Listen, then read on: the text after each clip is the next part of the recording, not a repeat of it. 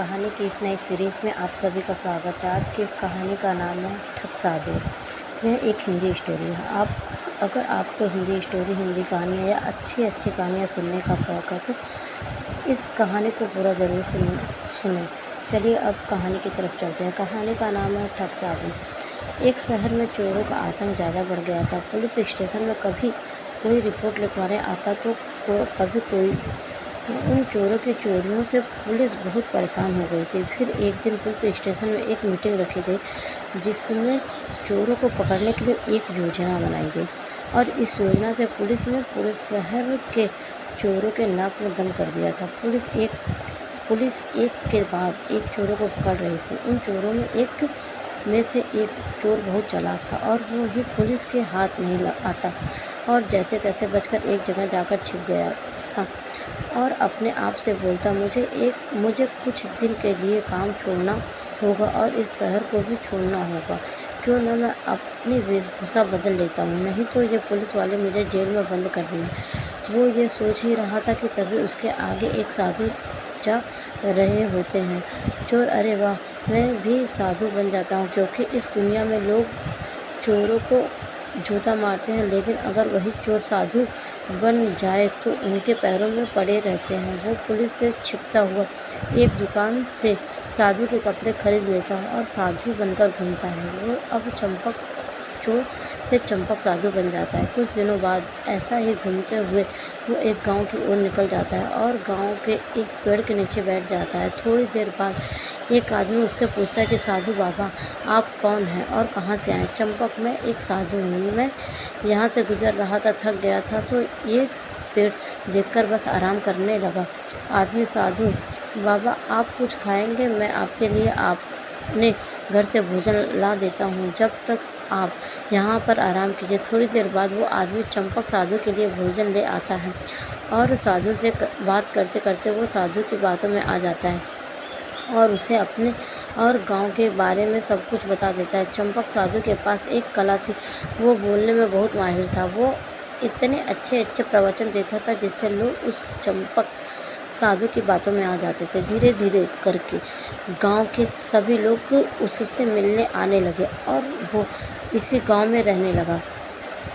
और थोड़े ही दिन बाद गांव वाले मिलकर चंपक साधु के लिए एक आश्रम बनवा देते हैं और कुछ दिनों बाद चंपक साधु के बहुत से शिष्य बन जाते हैं और उसे मुफ्त में सभी चीज़ें मिलने लगती हैं। उसे हर चीज़ का सुख था, बस उसे संसारिक जीवन से छूटने का दुख रहता था। चंपक साधु अपने आश्रम में घूम रहा था कि तभी उसने आश्रम में से एक सेठ आया। उस सेठ को भी पाखंडी साधु ने अपने बोलने की कला से प्रभावित कर लिया था। साधु बाबा, मेरे पास किसी चीज़ की कमी नहीं है, लेकिन फिर भी मुझे एक परेशानी है। चंपक, हाँ बेटा बोलो, क्या परेशानी है?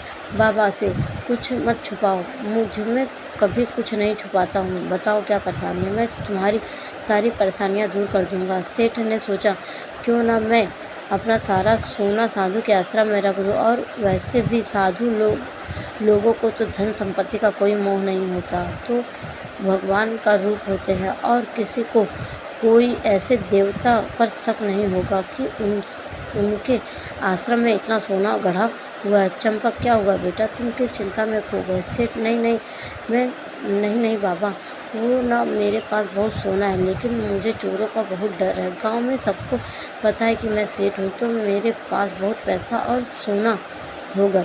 मुझे यही डर है कि किसी कारण मैं रात को भी सो नहीं पाता हूँ। मैं चाहता हूँ कि कृपया करके आप मेरा सारा सोना अपने आश्रम में रख लीजिए।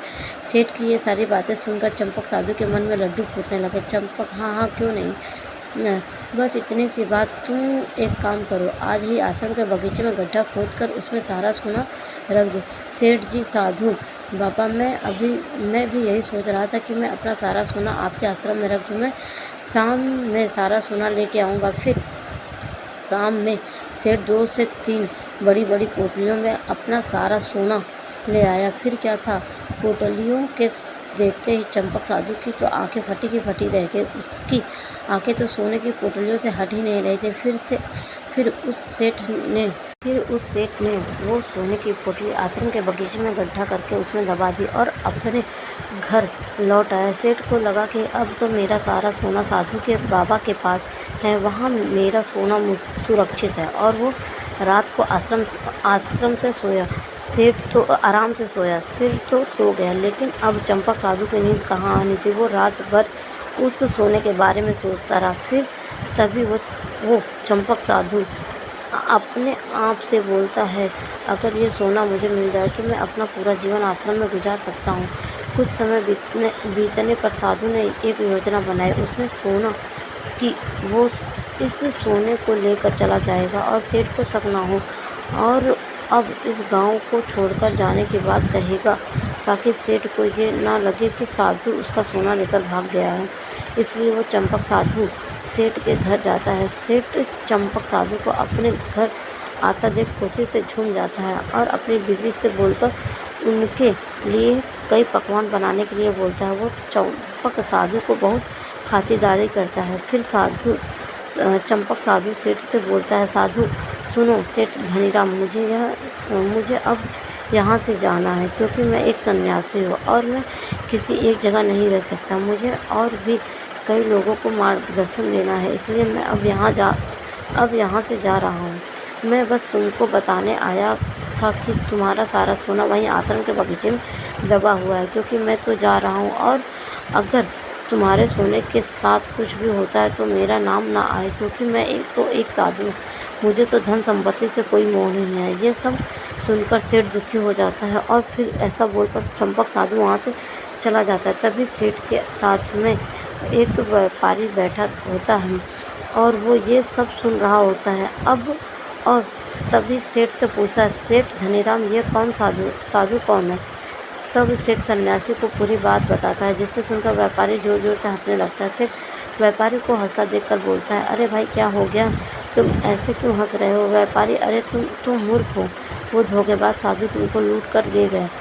सेठ, अरे भाई कैसी बात कर रहे हो, वो एक संत है और बहुत ज्ञानी है। व्यापारी, अगर तुमको मुझ पर विश्वास नहीं है तो तुम्हें अपना सारा सोना बचाना है तो उस जंगल चलो जहाँ सोना दबाया था। सेठ व्यापारी को आश्रम के बगीचे में लेकर जाता है और खुदाई करता है, लेकिन उसे वहाँ कुछ नहीं मिलता है। सोना न मिलने पर सेठ जोर जोर से रोने लगता है।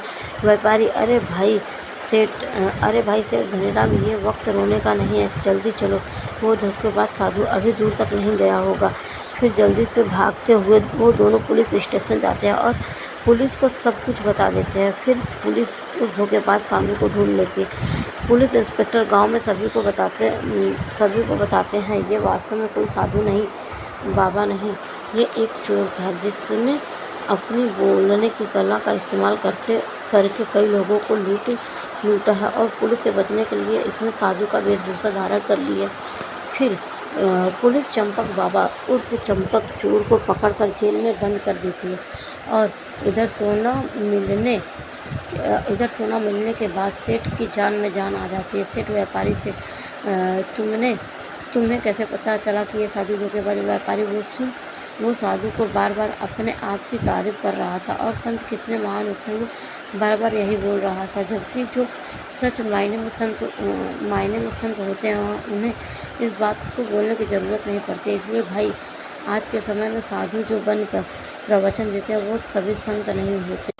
सेठ को ये बात समझ में आ जाती है कि किसी भी अंधे विश्वास नहीं करना चाहिए, क्योंकि इसके मन में क्या चल रहा है हम इसे कभी नहीं समझ पाते हैं। दोस्तों, ये हिंदी स्टोरी आपको कैसी लगी नीचे कमेंट में हमें ज़रूर बताइएगा। कहानी को पूरा सुनने के लिए शुक्रिया। कहानी पसंद आई तो लाइक, शेयर, कमेंट और सब्सक्राइब जरूर कीजिए। फिर मिलते हैं एक नई कहानी के लिए। तब तक स्वस्थ रहिए, मस्त रहिए और हमारी कहानी सुनते रहिए। Thank you.